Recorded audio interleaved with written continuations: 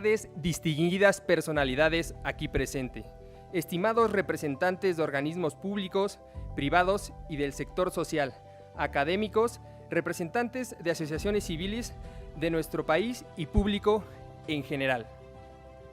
Sean bienvenidos a este foro Retos y Desafíos de la Seguridad Social en México, el cual tiene como objetivo analizar los retos de la seguridad social en México y en América, con la intención de generar propuestas que puedan mejorar el marco regulatorio en la materia.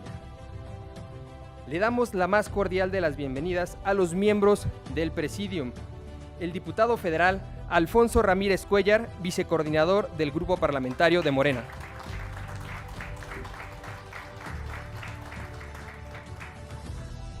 La diputada federal Gabriela Jiménez Godoy, vicecoordinadora del Grupo Parlamentario de Morena.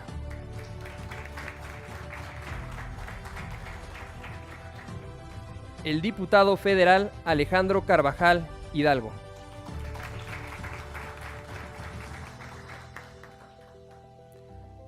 El maestro Iván Pérez Negrón, titular de la Unidad de Prestaciones Económicas y Salud del Instituto Mexicano del Seguro Social.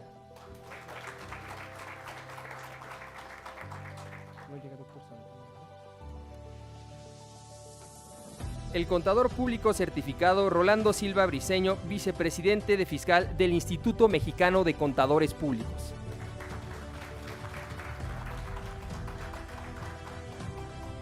El contador público certificado Edgar Enrique Álvarez, presidente de la Comisión Representativa ante Organismos de Seguridad Social. Y la diputada federal Claudia Rivera Vivanco. Un fuerte aplauso.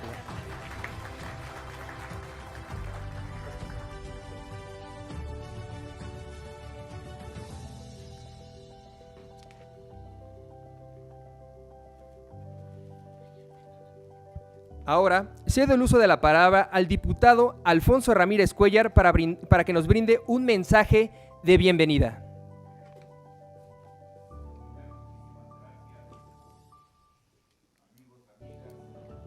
Compañeros y compañera diputada, Gaby, nuestra vicecoordinadora, también a los funcionarios que el día de hoy nos acompañan, a todos ustedes, muchísimas gracias por estar presentes en este evento. Iniciamos ya con mucha celeridad, con mucho ímpetu, el debate sobre los retos de la seguridad social en nuestro país, porque además lo hacemos con una convicción que desde 2018 viene expresando el presidente López Obrador: el del salario justo y de las pensiones dignas. Nos ha tocado estar discutiendo y analizando de manera cercana con las autoridades de la Secretaría de Hacienda, pues todo este nuevo esquema pensionario que intenta resolver las fallas, las debilidades, las unilateralidades del sistema de pensiones basado en cuentas individuales, y ahora, desde hace algunos meses, pues la puesta en marcha también de un programa complementario que no desaparece Afores, pero que sí establece un nuevo ingrediente, que son los fondos solidarios, como el que se estableció de manera reciente, el Fondo para las Pensiones del Bienestar. Creo que muchas de las cosas que se nos dijeron, de que íbamos a tener inversiones diversificadas de nuestras cuentas, rendimientos mayores, sobre todo protección para las mujeres que entraban al mercado formal y estaban en la edad de jubilarse, y sobre todo una universalidad mayor, un alcance más grande del sistema de las cuentas de ahorro para el retiro, pues poco a poco, ya después de muchos años, nos han mostrado una enorme debilidad y una gran unilateralidad. Hoy el gobierno, el presidente López Obrador, pues puso en marcha de este fondo de las pensiones para el bienestar. Es un reto, no es algo sencillo, pero cuando menos hemos iniciado un camino distinto que va a ser mucho más integral este sistema para que la gente no solamente reciba un salario digno, sino una pensión justa, y en eso estamos. El día de ayer alcanzamos un acuerdo constitucional para reformar el artículo 123, dirigido a maestros, a personal de la salud, médicos, enfermeras, la totalidad de los trabajadores que están vinculados a la seguridad pública. Logramos convenir un salario medio general, y así quisiéramos llegar a este anhelo, a este sueño, para que la gente se jubile, se pensione con el último salario base de cotización, de tal manera que rompamos esa barrera, esa discriminación, esa desventaja y ese abuso donde la mayoría de la gente solo se jubila con pensiones que representan el 30 o el 40 o el 50% de su salario base de cotización. Queremos llegar a alcanzar esa meta de que la jubilación, nuestras pensiones tengan como base el 100% de ese salario base de cotización. Entonces, es un reto mayor. Ustedes ven cómo en el presupuesto tanto la pensión contributiva como la no contributiva ya alcanza niveles que rondan por el 1.800.000 millones de pesos. Tenemos una disparidad muy grande de múltiples, se dice que miles de sistemas pensionarios en todo el país, en los ayuntamientos, en las universidades, en muchísimas instituciones ya de manera muy dispersa, que ya representan un lastre, una pesada carga por la diversidad y por la heterogeneidad que nos coloca en ciertas desventajas, y alcanzar pues una cifra de 1.800.000 entre la pensión contributiva y la no contributiva, pues también nos hace acelerar las cosas para que tengamos en el corto plazo una sola ley en materia de pensiones, una homologación, una homogeneización, para que todos podamos salir adelante. Pues yo quiero agradecerle a Claudia Rivera, a Gaby, a nuestros compañeros diputados y diputadas, a nuestros funcionarios, Alejandro Carvajal, por esta iniciativa de retos y desafíos de la seguridad social en México, porque junto con el sistema nuevo, el nuevo sistema pensionario que se ha puesto en marcha, pues también tenemos el gran reto de la universalidad, la gratuidad para trabajadores formales e informales, en materia sanitaria, en materia de salud pública, y quizá un día tengamos una sola institución que fusione IMSS, que fusione ISSSTE, que fusione también las instituciones que dan servicios médicos a los petroleros y a otro tipo de trabajadores, junto con el bienestar, y tengamos una sola institución con un paquete homogéneo de servicios, con mucha atención a la medicina preventiva, con una gran inyección de recursos para atender enfermedades catastróficas y un fortalecimiento del tercer nivel, que es también uno de los cuellos y una de las grandes debilidades, uno de los cuellos más importantes que en estos momentos tiene nuestro sistema sanitario. Pero yo creo que de aquí van a salir muchas conclusiones, muchas aportaciones para las próximas discusiones y debates parlamentarios que tendremos aquí. Muchas gracias por esta oportunidad.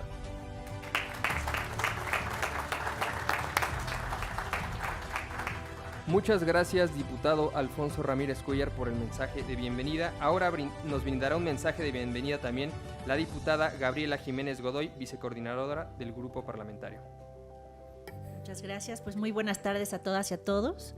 Para nosotros es un gusto tenerlos aquí en la Cámara de Diputados. Muchas gracias al diputado Alejandro Carvajal por la invitación, y también a mi compañero vicecoordinador Alfonso Ramírez Cuéllar, a mi compañera diputada también, Claudia Rivera de Puebla, y sobre todo a los ponentes que tenemos aquí el día de hoy, que conozco de tiempo y que sé que son personas que han hecho un gran trabajo a favor de las y los trabajadores de México. Yo lo que les quiero decir muy brevemente es que nosotras y nosotros como diputados federales de Morena estamos trabajando siempre a favor de la clase trabajadora, de las y los trabajadores, así como apenas el día de ayer aprobamos el aumento al salario mínimo por encima de la inflación. ¿Y qué decían los gobiernos del pasado? Que no se podía aumentar el salario mínimo. Y ya les demostramos que sí. Ha aumentado más de un 120% en estos años del gobierno del presidente López Obrador, y ahora pues constitucionalmente tendrá que aumentar por lo menos la inflación cada año. Esto va a beneficiar a todas las familias mexicanas y sobre todo a la clase trabajadora, pero así como eso van a venir muchas reformas más para seguir apoyando a la gente. Entonces, pues que sepan que van a contar con las diputadas y diputados de Morena. Muchas gracias y bienvenidos todos.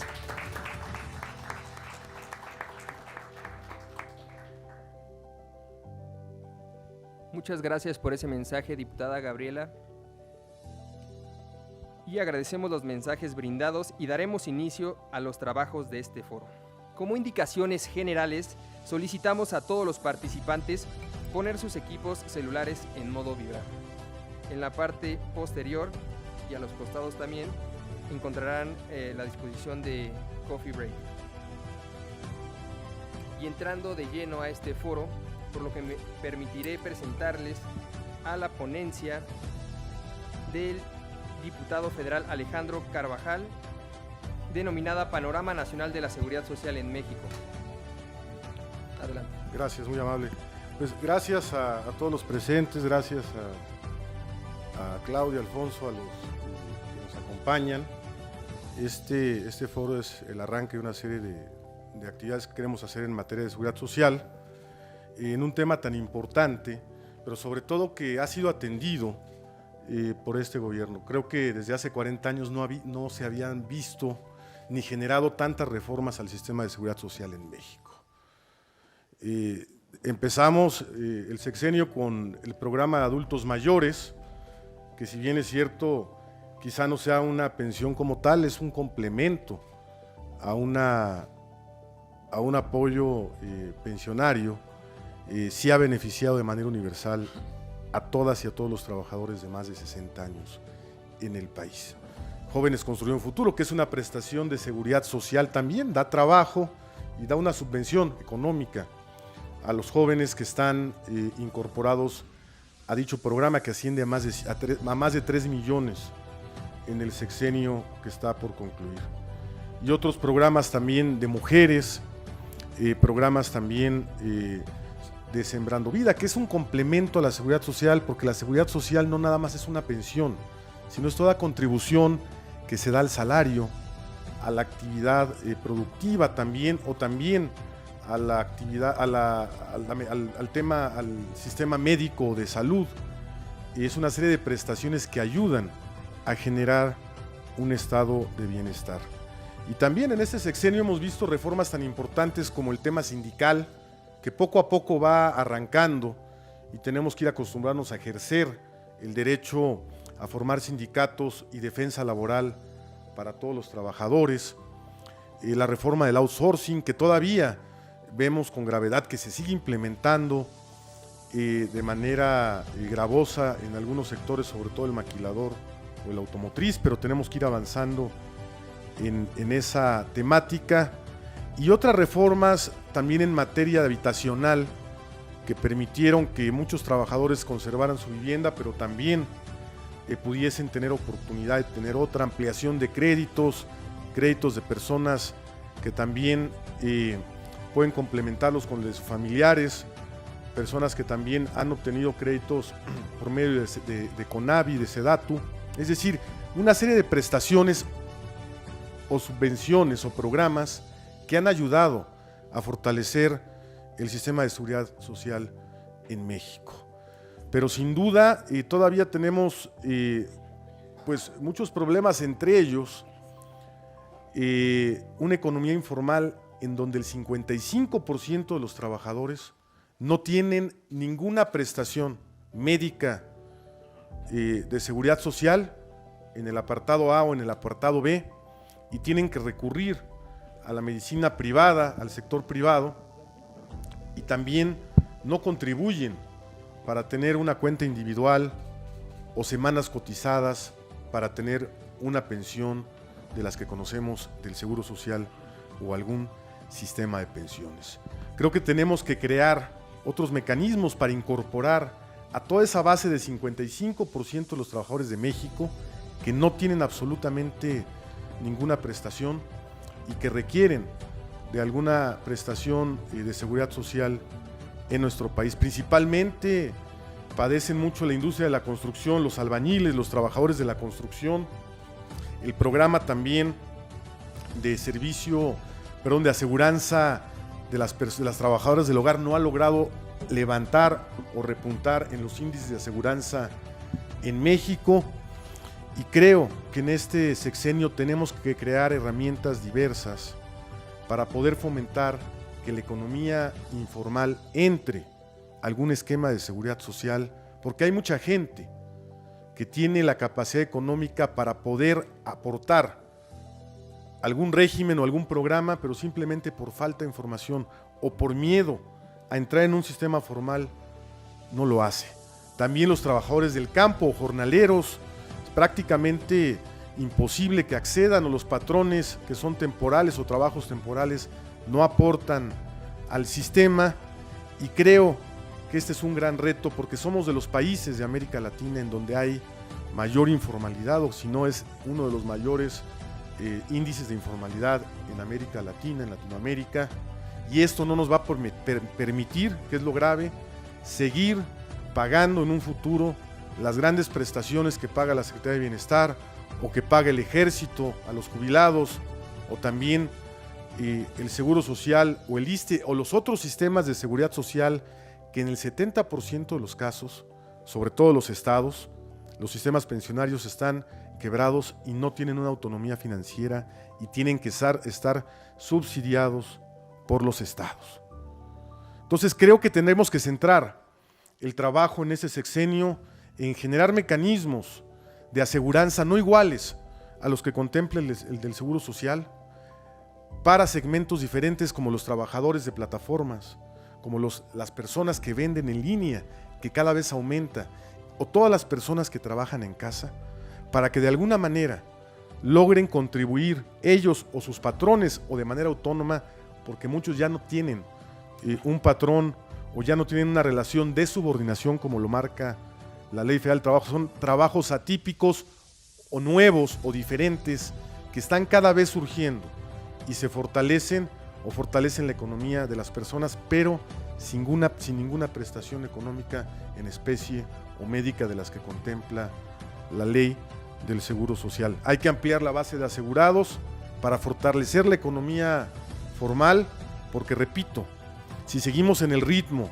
de gasto que asciende ya casi al 20 y tantos % del presupuesto anual del PEB a nivel de cada año, vamos a tener problemas para poder cubrir las prestaciones que se han creado o que se han generado en ley o constitucionalmente en este sexenio. Con esto arrancamos este foro, retos y desafíos de la seguridad social, con especialistas que nos van a hablar del tema para poder fortalecer el sistema de seguridad social en México y lograr un estado realmente de bienestar. Muchas gracias.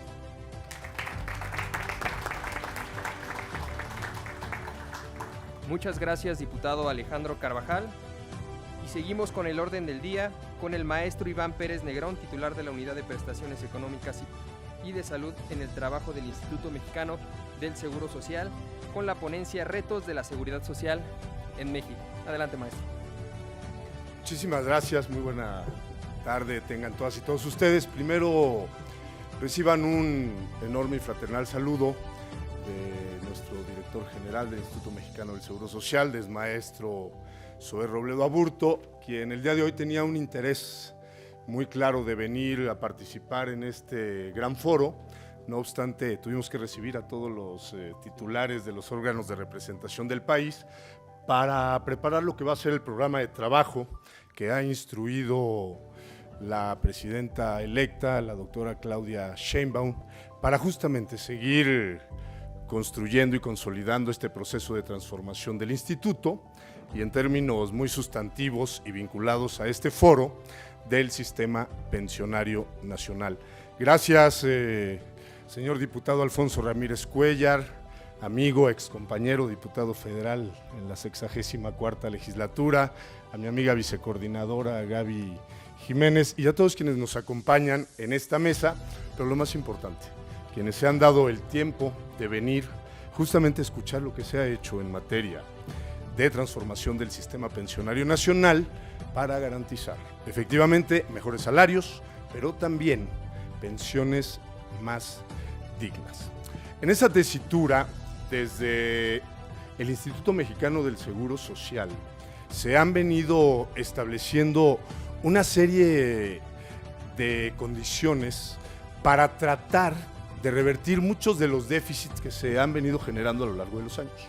Y de manera muy rápida les platico. En 1973 se genera un sistema de pensiones garantizadas, la famosa Ley 73, donde, bueno, pues ahí las aportaciones de los trabajadores eran los que financiaban el pago de las propias pensiones. Después, en 1992, se establece el seguro de retiro como un ahorro que hacían los trabajadores a través de cuentas individuales, el famoso SAR 92, que tenía dos subcuentas, la de retiro y la de vivienda. 1997, ahí viene el desastre. 1997 se propone en el gobierno de Ernesto Zedillo Ponce de León una transición hacia el famoso sistema de administradoras de ahorros para el retiro, las famosas AFORES, y se genera una verdadera aberración. El tema de la prescriptibilidad de los derechos que tenían las y los trabajadores a reclamar los recursos que tenían ahorrados. ¿Y en qué consiste esta aberración? Pasando 10 años, si el trabajador o trabajadora no iba y reclamaba sus recursos, se iban a la licuadora del Instituto Mexicano del Seguro Social y ya no podían reclamarlos. Entraba a cuenta de gasto corriente y al final ahí se pulverizaban los recursos. Después sucede algo similar en el caso del ISSSTE. En el 2007, durante el gobierno de Felipe Calderón, otra aberración, porque hacen prescriptibles los derechos para todas y todos los trabajadores al servicio del Estado. ¿Qué ha venido sucediendo? A partir de un diagnóstico muy claro que se hizo a la luz de experiencias muy desastrosas a nivel mundial, ahí tenemos los casos de Chile, Argentina, hoy día a nivel mundial, España, Francia, están colapsados en términos de las finanzas públicas porque ya hicieron crisis los sistemas de ahorro para el retiro. Tiene que ver, obviamente, con un tema de indicadores macroeconómicos y también poblacionales. Hoy la esperanza de vida, que ya se incrementó respecto a lo que se había construido en términos de escenarios en aquellos ayeres, hoy día obviamente no están dando la sustentabilidad de las finanzas que se requieren para, ya no digamos garantizar pensiones dignas, sino para establecer un piso mínimo de todos aquellos que se puedan pensionar. 2020 en México marca el rompimiento de un gran paradigma. Era cómo vemos al sistema pensionario ya no como un tema de números, no como un tema de cómo le hacemos para que todas y todos aquellos que estuvieron dando su vida, su esfuerzo durante tantos años, pudieran retirarse de manera más o menos importante con una pensión que les permitiera sobrevivir. Y en el gobierno del presidente López Obrador, en esa legislatura que nos tocó estar, ¿te acuerdas, Alfonso?, donde se presenta esa gran iniciativa, que además es mentira para muchos de los que siguen diciendo que nos llevamos muy mal con el sector empresarial y que la IP no está de acuerdo. Esa reforma del 2020 se dio a partir de una sinergia plena con todo el sector patronal del país, donde se aceptaron dos cosas fundamentalmente. La primera, el incremento de las cuotas patronales sin sacrificar, en este caso, los salarios de las y los trabajadores, por el contrario, ya que lo mencionó Alfonso y Gaby, pues hicieron verdaderamente esfuerzos por parte del gobierno de la República para ir incrementando año con año el salario mínimo. Y lo otro que acontece es la disminución de semanas para poderte pensionar.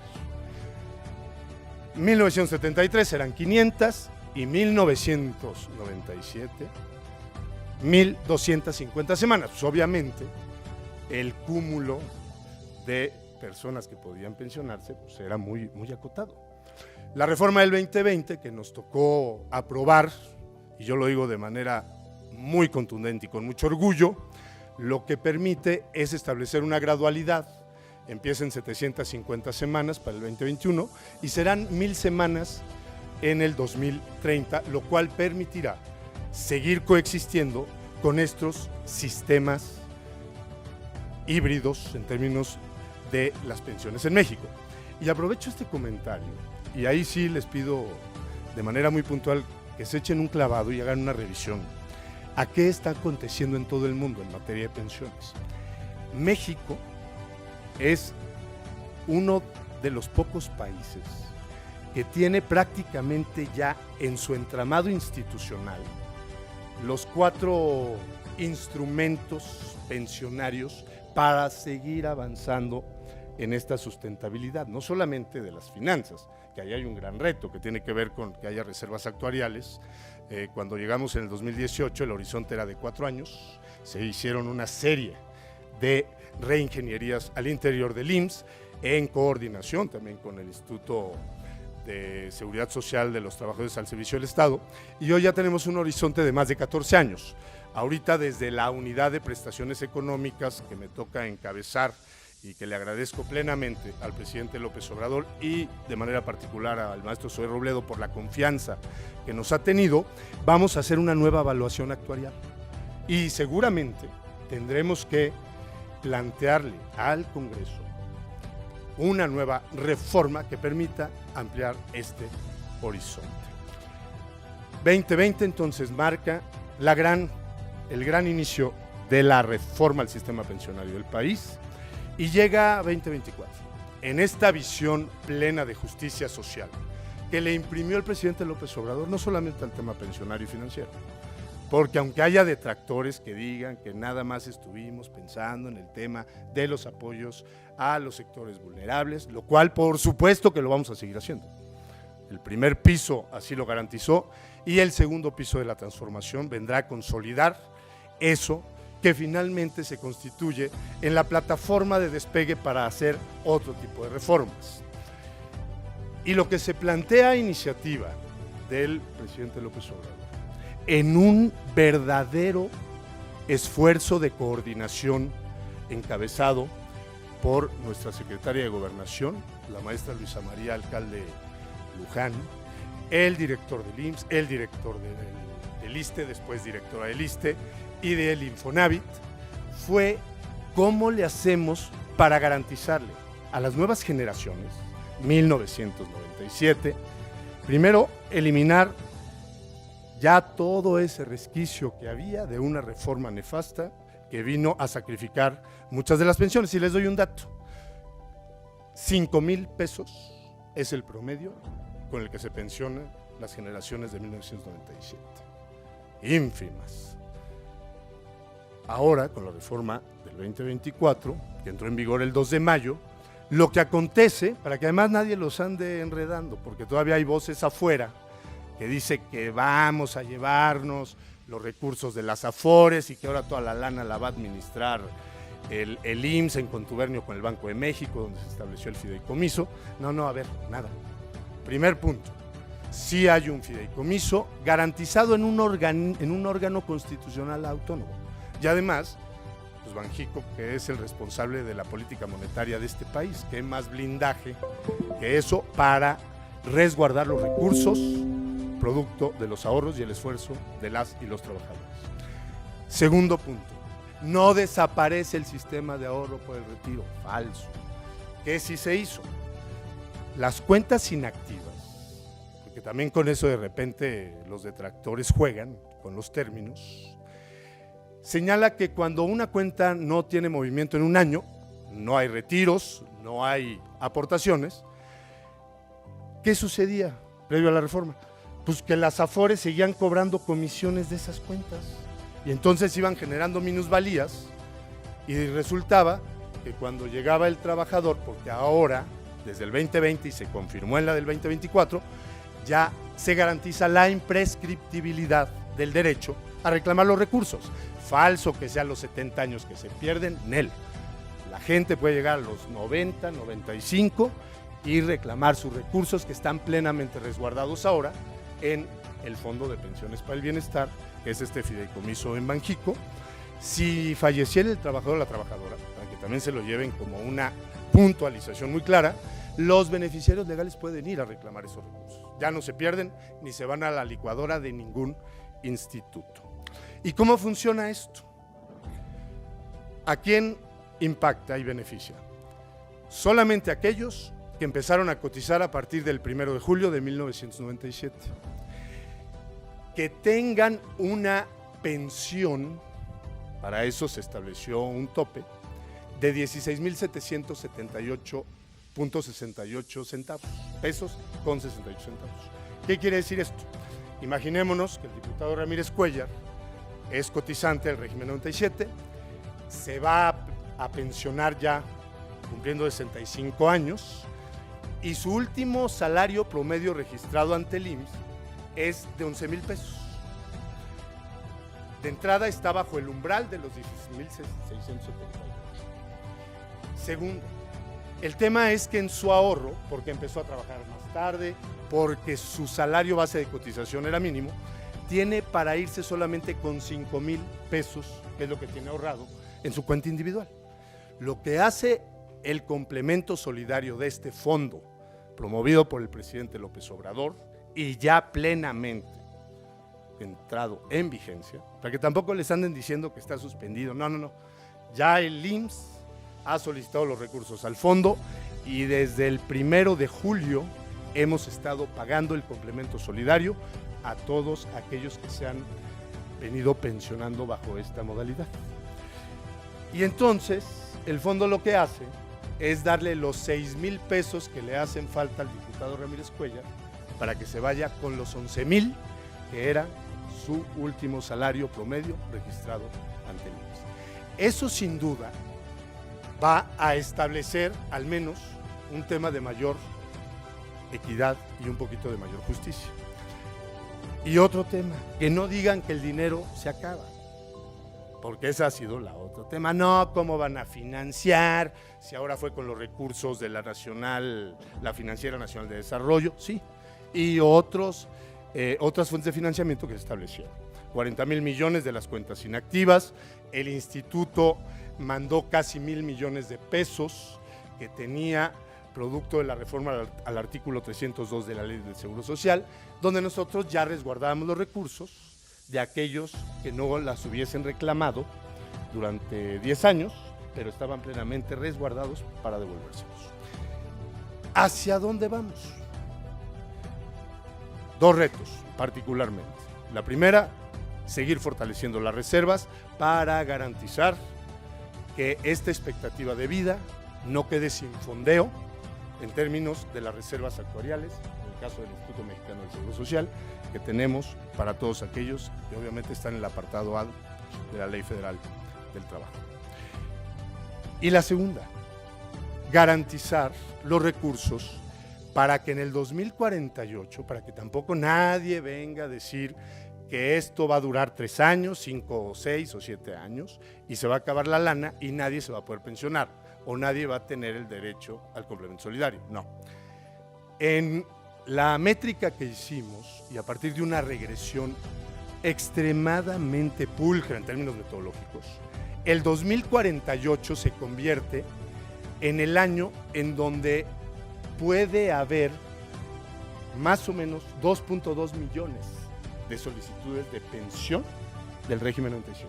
Ahí es donde necesitaríamos mayores recursos para poder generar el complemento solidario que llevó esta reforma, una reforma que reivindica los principios de justicia social, de equidad y fundamentalmente de respeto al esfuerzo y a la vida laboral de las y los mexicanos. Por su atención, muchas gracias.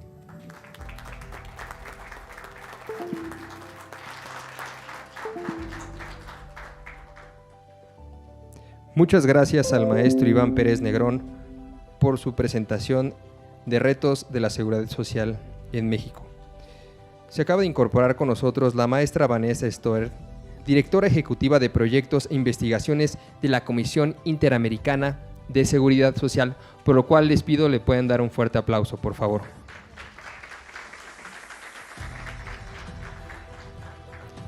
Y siguiendo con el orden del día, cedo el uso de la palabra al contador público Rolando Silva Briceño, vicepresidente de fiscal del Instituto Mexicano de Contadores Públicos, con la presentación de efectos del envejecimiento poblacional. Adelante. Yo tengo que... ya estamos por acá. Muchas gracias, mi estimado Pablo. Muchas gracias, señores diputados, señoras diputadas, por la apertura. La verdad es que celebramos el ejercicio. Se aplaude el que se nos dé voz. Yo vengo en representación del Instituto Mexicano de Contadores Públicos.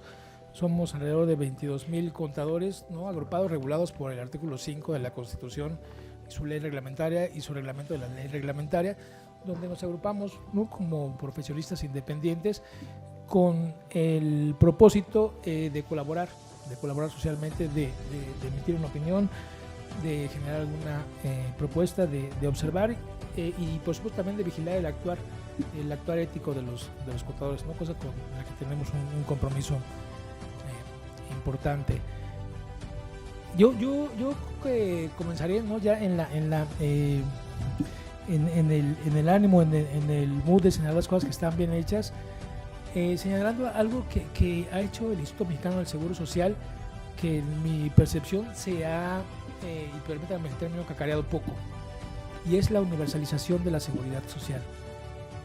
En este periodo se logró que quien no estaba involucrado en una relación laboral, o sea, quien no tenía un patrón, pudiera tener acceso a la seguridad social, a un esquema de seguridad social completo, con todas las prestaciones en dinero, prestaciones en especie. Muchos años se batalló con ese tema. Quien es un independiente, ¿no?, quien está no en la informalidad, pero quien es independiente, no tiene un patrón, simplemente no tenía acceso a la seguridad social. O sea, habría que buscar reforma.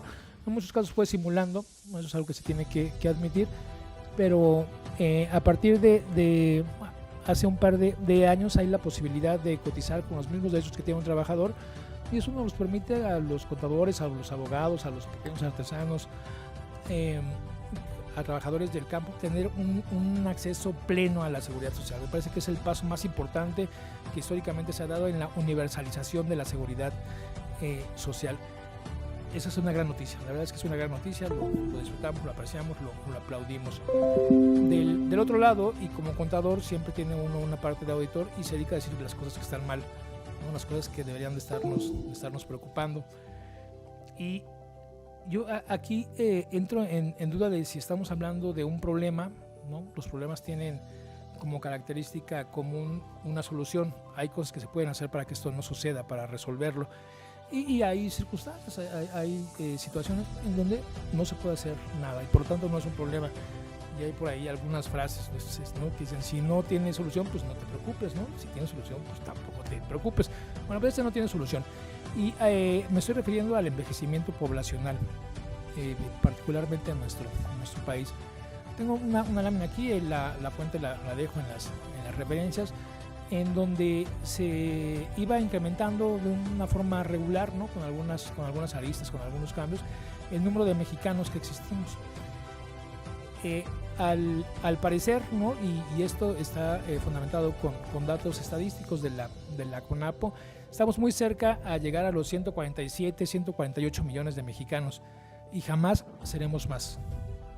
No vamos a ser más de 147, 148 millones de personas en el país. Vamos a comenzar a ser menos. Que hay una lámina, es una estimación, ¿no?, por supuesto, no habrá que contarlo, pero parecería que pasando el 2060, se va rápido el tiempo, no lo veamos tan lejano, comenzaremos a ser menos mexicanos. ¿Qué importa? ¿Por qué me debe de preocupar esto? Y si me ayudan avanzando con una... por favor, no sé si yo tengo control. ¿Qué es lo que está sucediendo? Bueno, pues que traíamos una dinámica. Esto va a suceder, está sucediendo en todo el mundo. O sea, va a suceder está sucediendo en todos los países. Hay países que tienen características de desarrollo más acentuadas. Nosotros estaríamos en un término medio, ¿no? Si me permiten ser impreciso con el punto. Parecería que estamos ya muy cercanos al momento en el que la población va a comenzar a decrecer. Cada año seremos menos, no más, como estábamos acostumbrados a ver. ¿Qué importa esto y por qué lo estamos hablando? Justo porque estamos hablando de temas de seguridad social. Para que esto suceda, vamos a ver una composición diferente de la población. Mucho más adultos mayores, vamos a ser muchos más ancianos que jóvenes y mucho más que niños. Hay un decremento importante y ahora les muestro una lámina. Estas se las dejo. Ahora veo que cometí un error porque ni siquiera yo soy capaz de alcanzar a ver los números, pero pues espero que sea perceptible la tendencia, ¿no? Íbamos de menos a más y estamos cercanos al punto de declive en el que estamos y avanzamos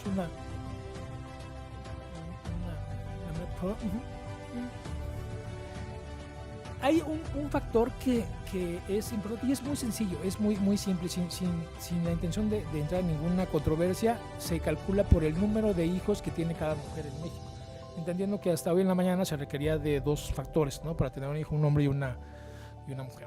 Si este factor, que pues está construido por 2 personas, es igual o superior a 2, estamos hablando de un mantenimiento en la población o de un incremento en la población, que es el dato al que estamos acostumbrados. Cuando de 2 personas nacen menos de 2, no estamos hablando de fracciones de personas, es un dato estadístico, claro, estamos en un declive, nos estamos enfrentando a una disminución. A partir de algunas modificaciones traíamos un índice de natalidad de 7 personas, ¿no? O sea, 7 personas por 7 hijos tenía en promedio cada mujer en los años 70. En los 80 tenemos algo similar y después de algunas campañas en donde se intentó sensibilizar a la población, había un porqué para hacer esto, y me parece que de otros factores adicionales ahora se los comento. Hemos estado en un declive. Hoy, en este momento, ya esto no es una expectativa, no es algo que pensemos que va a suceder, es algo que ya sucedió. Estamos abajo de 2. Entonces, cuando 2 personas al momento de reproducirse generan menos de 2, estamos en un declive. Es muy probable entonces que comencemos a ver este índice que debería de ser superior a 2, llegando a un 1.7, 1.5 en el 2070. Es un poco temerario dar alguna aproximación, porque hoy las cosas se mueven con mucho más velocidad, no tenemos censos de manera recurrente, pero me parece que habrá que acelerar ese proceso. Tenemos un índice menor a 2 y eso debe de comenzar a preocuparnos, porque probablemente no sea malo ser menos, pero cómo está compuesta la población en este sentido, y hoy que hablamos de seguridad social y que tenemos la apertura y la oportunidad de transmitir la preocupación, nos parece que es importante. Estamos hablando de envejecimiento poblacional. Podemos avanzar una lámina, por favor. Esta es la de... Podemos ver también aquí, y son más datos que fundamentan la postura, el número de nacimientos que se da cada determinado periodo. Lo normal y a lo que estamos acostumbrados es saber que cada vez nazca más gente, ¿no? Pues somos más, hay más reproducción, se da más. Estamos a nada de llegar al punto culmine en donde va a comenzar a haber menos nacimientos y afortunadamente menos defunciones. Vivimos más tiempo, estamos agarrando esa mala costumbre de vivir por muchos años. Esto no debería ser bajo ninguna circunstancia una mala noticia. Sin embargo, si se nos ocurrió a todos juntos y al mismo tiempo hacerlo, pues vamos a tener cosas que resolver. No vamos a tener temas que abordar. Estamos naciendo menos, nos estamos muriendo menos, estamos viviendo más tiempo. Avanzamos, por favor, una lámina para llegar al punto. Gracias a distintos aspectos, y tiene que ver desde una dieta, una vida menos sedentaria, una medicina preventiva, temas que que se dedican ya no solo a atender una enfermedad, sino a prevenirla, a acceso incluso a medios de comunicación, al internet, a una situación hasta climática más favorable, vamos durando más tiempo, vamos viviendo más. Hablaba hace un momento el licenciado Pérez Negrón sobre la modificación que se hizo en el 97. Solo imaginemos esto. En el 97, en donde se decidió migrar de fondos solidarios, ¿no? De vamos a juntar todos una bolsa y de ahí pues cada quien va tomando lo que necesite en el momento en el que lo necesite, y decidimos migrar a un tema en donde pues cada quien va a acumular el dinero que pueda acumular, ¿no? Que está relacionado directamente con su salario, para que al final del día pueda tener la posibilidad de comprar una pensión. Hablamos de un 6.5%. 6.5% del salario se decidió que era suficiente para acumular dinero, el dinero necesario para tener una pensión digna.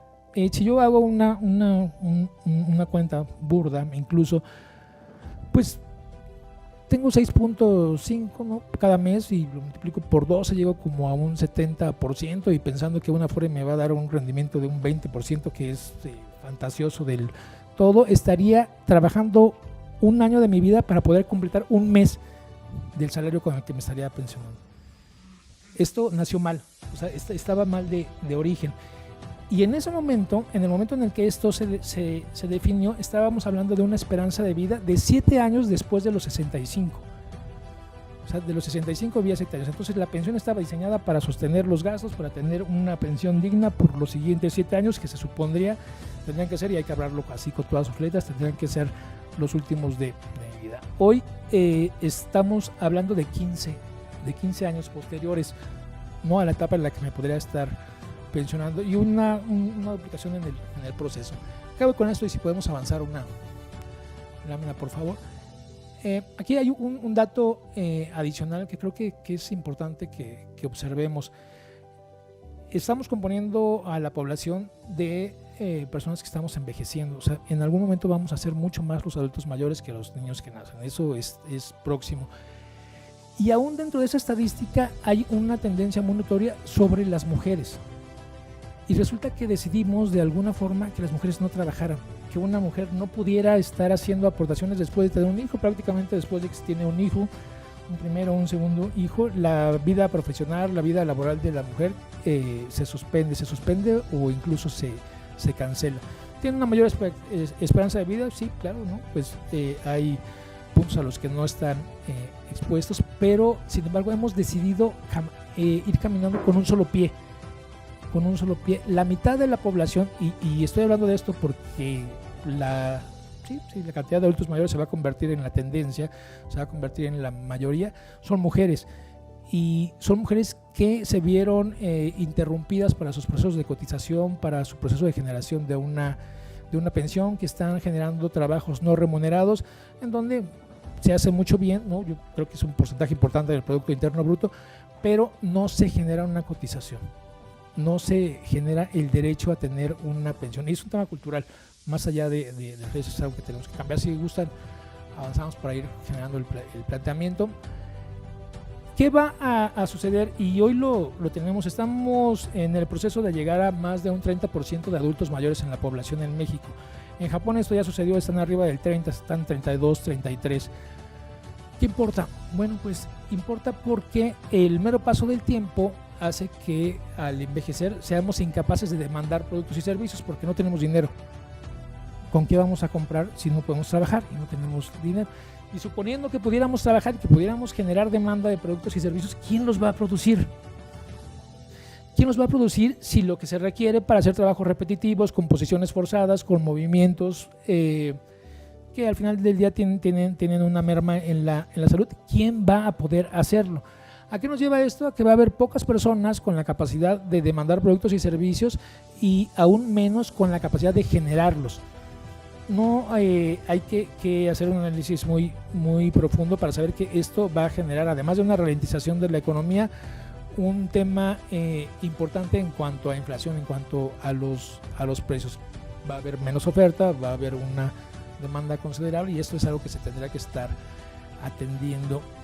Y aquí es donde entra el rol de las pensiones por retiro. La lógica de una aseguradora es ofrecerte una solución que te cuesta una fracción de lo que te costaría resolver un problema si no tuvieras esta cobertura, apostando a que no pase, apostando a que no suceda. Tú aseguras tu automóvil por una cantidad y el mejor escenario es que eso se convierta en un gasto del que no hiciste uso. Pero el retiro es totalmente lo opuesto. Esta es una situación a la que aspiramos, es algo que queremos que suceda. O sea, queremos jubilarnos. Jubilo tiene que ver con jubilación, tiene que ver con júbilo, con el placer, la satisfacción del deber cumplido, y justo estamos en ese tema. Si no somos capaces de generar pensiones que puedan darle a las mexicanas, a los mexicanos, la posibilidad de demandar productos y servicios a un precio razonable, y no somos capaces de producirlos a este mismo precio, seguramente vamos a tener un problema. Es por eso que es tan importante el tema de una pensión. Sin embargo, y reitero, afortunadamente, el concepto de vejez me parece que se ha ido modificando. Alguien que tiene 65 años no es un anciano, y habrá que decirlo con todas sus letras. Probablemente habrá alguien que sea más joven, ¿no?, y que tenga menos capacidad para llevar a cabo algún trabajo físico, pero si tenemos pensiones diseñadas para pagar los últimos 10 años de nuestra vida, esto tenemos que tener muy claro que no comienza a los 65 años. Ya tiene algún tiempo que esto no sucede de esta forma. Y al mismo tiempo se ha ido incrementando la edad en la que los jóvenes se incorporan a la vida económicamente activa. Estamos cerca de los 30 años. Comenzamos con 18, o sea, en cuanto eras mayor de edad, pues te puedas incorporar y puedas tener un trabajo y generar alguna cantidad. Estamos cerca de los 30 años. Si bajo alguna circunstancia consideramos que trabajar de los 30 años a los 65, no estamos hablando de 35 años, y tengo una expectativa de vida de 20 años más, voy a poder superarlos de una forma digna sin tener un ingreso, eso no va a suceder. O sea, eso es imposible. Se tiene que ir modificando, es una modificación que es muy dolorosa porque genera este efecto zanahoria, pero en algún momento se va a tener que hacer. Y me parece que hay movimientos. Este fondo de pensiones para el bienestar, la verdad es que lo hace de una manera muy inteligente. No inhibe el deseo de que alguien se pensione con anticipación. ¿Por qué? Porque si me espero un año voy a tener el doble, y es motivo suficiente. Entonces, sin que nadie se moleste, sin que nadie se sienta ofendido o se sienta agraviado, estoy inhibiendo una ya me dijeron que solo me quedan 50 minutos, entonces voy a intentar apresurar. Estamos inhibiendo una prejubilación sin que nadie se moleste. Es algo muy inteligente que me parece que tendríamos que estar. Voy abreviando. Nos parece que estamos en el momento en el que tenemos que reconceptualizar la etapa o el concepto de vejez. Y si queremos referencias culturales, populares, veamos quién en las nuevas películas, los nuevos superhéroes, si son veinteañeros o son los de 40 o 50 años. Se está modificando. No se es anciano a los 65, y entonces habrá que trabajar en ese sentido sin agraviar los derechos que cada quien tiene. Tendremos que estar trabajando en un tema de equidad de género que va más allá de lo romántico, que va más allá de otorgarle un derecho a alguien que se le ha restringido, que va porque nos conviene a todos, porque no podemos andar a medio gas. Si tenemos un automóvil de 4 cilindros, no podemos andar con 2, y hemos decidido andar con 2 y producir entonces la mitad del Producto Interno Bruto, ¿no? por tener algún referente generalizado. Me parece que tenemos aquí un compromiso importante, y yo resaltaría de nueva cuenta, y avanzamos por favor, ya solo me faltan 35 láminas, no creo que me lleve más de 2 minutos. Esto no es un problema, porque los problemas tienen solución.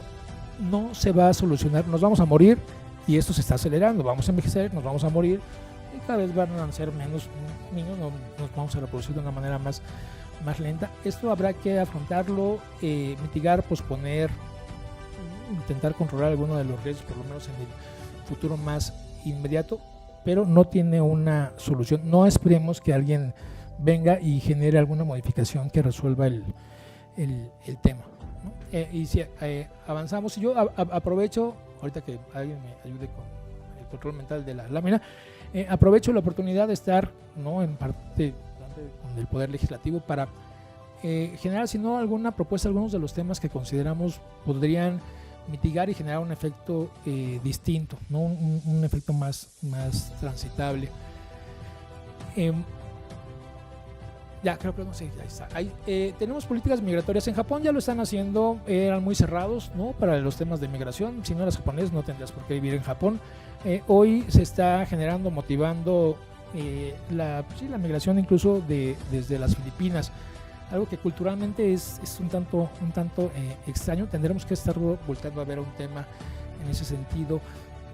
En este segundo piso de una cuarta transformación, nos parecería que es momento de ir haciendo un replanteamiento, y que si bien el estandarte de no más impuestos, no más tasas es legítimo y es válido, sí tendríamos que comenzar a ver un poco más a futuro, en donde probablemente algunas deducciones, como los gastos de maternidad, como el tiempo que las personas dedican a sean remunerados y generen un incentivo fiscal.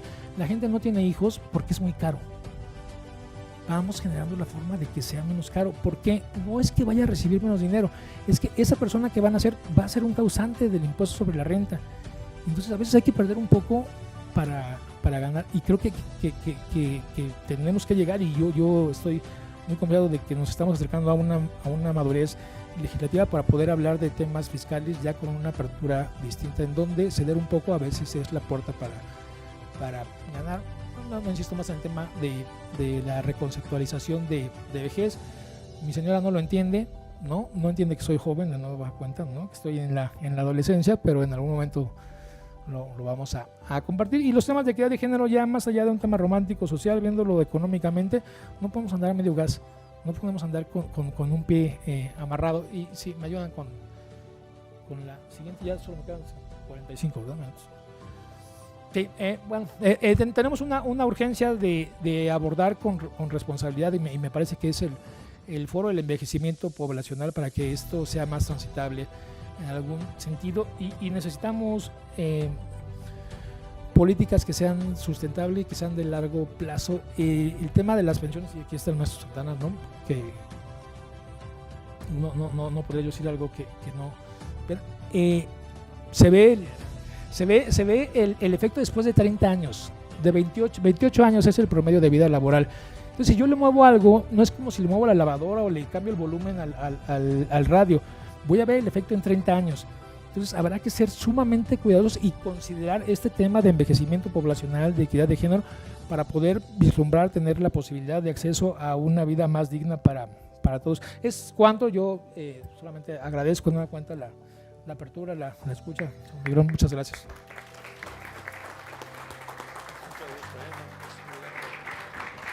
Oigan, y yo abonando nada más brevemente, discúlpenme el uso de la palabra, de esto que decía Rolando, y para la reflexión, porque si bien en perspectiva de género decía que la esperanza de que las mujeres puedan acceder a esa jubilación se reduce en cuanto tienen hijos o llegan los hijos, yo lo vería desde otro enfoque. No es porque no quieran producir las mujeres a la economía, sino porque eso representa un trabajo doméstico que no está reconocido. Y entonces aquí viene otro tema, sobre todo para los compañeros varones, es que no estamos equilibrando la distribución de la carga de trabajo en el hogar.